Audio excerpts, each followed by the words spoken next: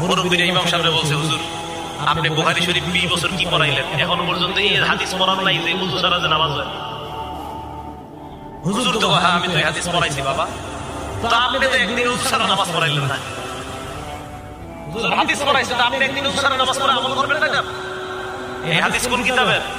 ভাই কথা বুঝেন, এই হাদিস বুখারী শরীফের। আপনি একদিন ওযু ছাড়া নামাজ পড়াইবেন, আমল করবেন না? হুজুর বললেন যে ভাই উম্মতের ঘুম আর নবীদের ঘুমের মাঝে পার্থক্য আছে। ওই সেগুলো দেশে বুঝাই দিল কি পার্থক্য। নবী যখন ঘুমায় তার চোখ ঘুমায়, অন্তর ঘুমায় না।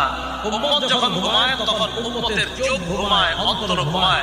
নবী যখন ঘুমায়, বুখারী হাদিস নাম্বার 7281 নাম্বার হাদিসে আছে, ইন্নাল আইনা নাইমা ওয়াল কলবা ইয়াবযা।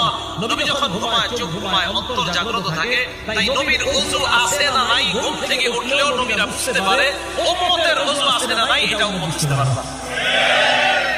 সে হাদিস পড়ে আমল শুরু করে দিয়েছে।